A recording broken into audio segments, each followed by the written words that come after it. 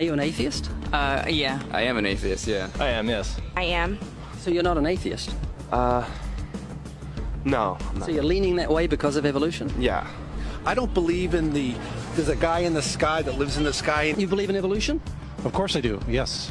Live science says of Darwinian evolution, it can turn dinosaurs into birds, apes into humans, and amphibious mammals into whales. What Darwin showed in his work on evolution and natural selection is that we don't need to invoke any supernatural force or power to account for the development of life through time on Earth. Do you think it's a belief? I think it's just fact. I think more like facts. There is too much evidence to ignore. Do you think it's a belief? No, it's science. It's the way it happened. It's logical. You know, all the scientists pretty much agree with it. It's more of a fact. When did you start to believe? When I started to think for myself. When did you start believing? When I took my first biology class. It all started to make a lot of sense. The teacher made it very, very easy to understand. I generally trust the scientific community. Makes more sense than any religion or anything. The fossils they found of all the cavemen, the Homo sapiens, dinosaurs, it shows clear evidence. I believe in science. What's your major here at this university? Biology. Your biology major? Yeah. You believe in evolution? Yes. What's your major? Geology. Chemistry? Biochemistry. Environmental science and policy. I'm a physicist. Biochemistry. Okay, do you believe in evolution? Yes, I do. Do you believe in evolution? Yes, I do. Of course. Yes, I do. I do believe in evolution. You believe in evolution? Yes. Are you a strong believer? Yes. Are you a strong believer? Yep. Yes. Yes. Absolutely. A scientific method is based on the collection of data through observation and experimentation. Science Daily. Could you give me some observable evidence that evolution is true? Something I don't have to receive by faith. Yeah. Some observable evidence. I mean, take a look at what happened 65 million years ago. Hang on, I can't. That's 65 million years ago. I believe, millions of years. So that can't be observed. We can trace the evolution through the fossil record. Could you be specific? Just give me one. Between 6 and 7 million years ago. Hundreds of thousands to millions of years? So it's quite a long time. Yes. Millions of years. Yes. So it can't be observed. You've got the canine kind, the coyote, and the domestic dog, and there's the feline kind, which is the cats, the tiger and the kitten, and you've got humankind. So Darwin said there'd be a change of kinds over many years, so could you give me one example of observable evidence of a change of kinds? So, for instance, the fossil record shows the common ancestors of all carnivores, that cats and dogs were once linked, once united by a common ancestor. How long ago? This, I believe, was like 60 million years ago. Can you think of any observable evidence for Darwinian evolution where he said there'd be a change of kinds? Monkey to man, is that what you're talking about? Yeah, a change of kinds. I don't really believe there's any proof for that yet.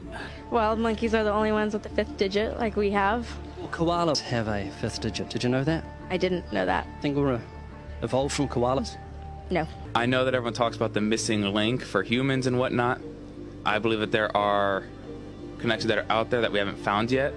I'm going to trust what those experts did.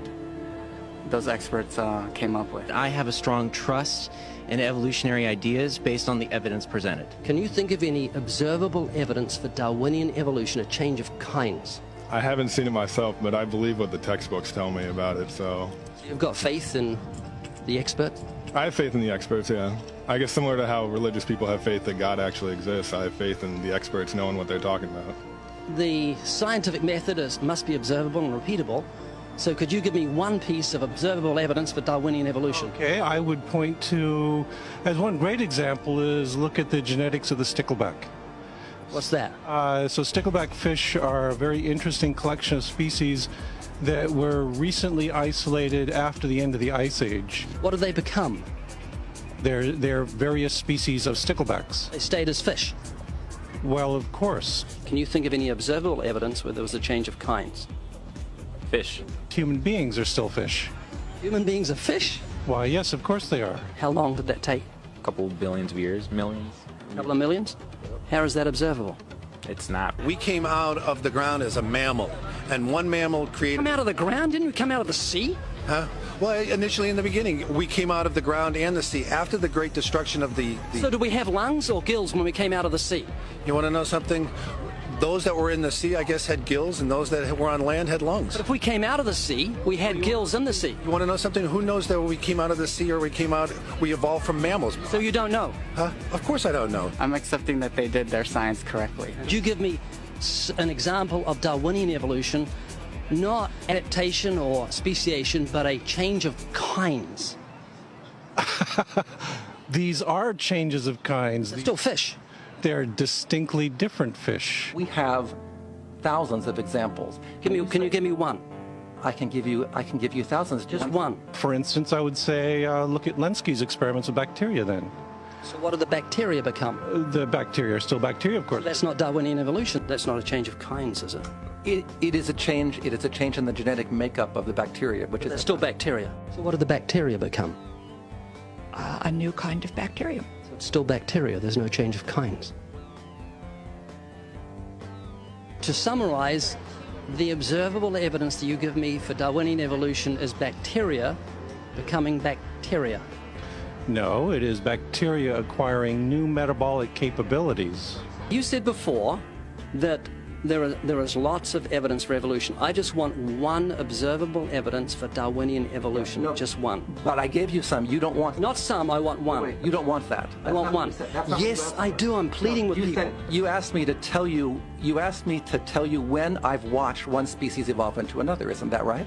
No, one kind into another. There's 14 different definitions of species. So I want a change of kind. It has nothing to do with faith. Faith is something that I have to, unseen, I have to believe in. That's it, unseen. Look, do you believe evolution? Of course I do. Are you a believer in evolution? Yes, I am. When did you start to believe evolution? I started to believe evolution when I started to think out for myself. Is evolution a belief?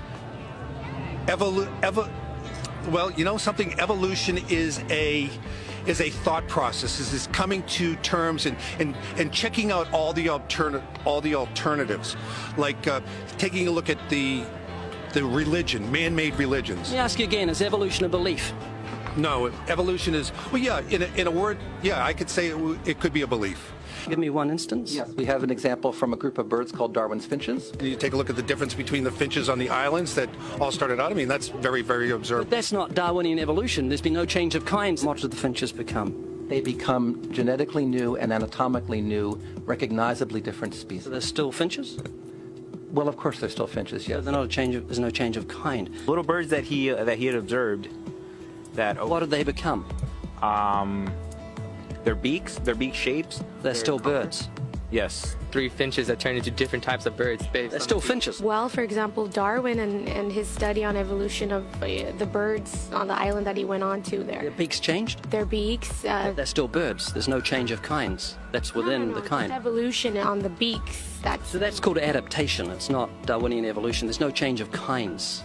There's no different animal involved. I want something that shows me Darwin's belief in a change of kinds is scientific. Darwin spoke of a change of kind. Can you think of any observable evidence for Darwinian evolution where there's a change of kind? Change of kind. Change of kind. I'm gonna have to think about that one a little longer. You give me anything that I can see, observe, and test, which is a scientific method for Darwinian evolution, a change of kinds. Test and observe.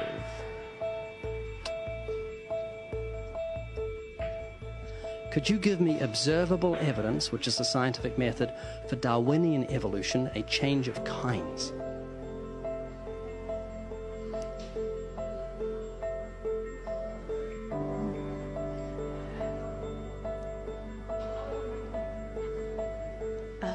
I gotta think about it.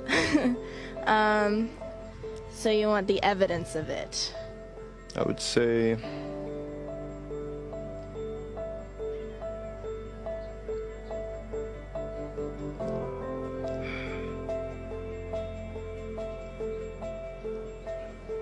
I cannot, I think.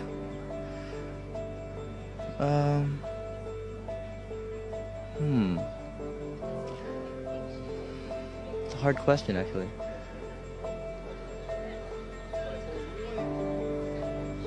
Mitochondrial DNA.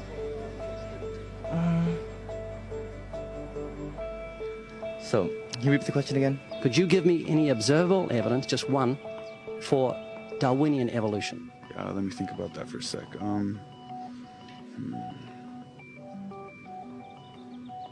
Observable evidence, something where we don't have to exercise faith. Something that can be observed, like the scientific process, observable. That's a good question. That one I'm not quite sure. So you can't think of any observable evidence for evolution? No. How do you know it's true?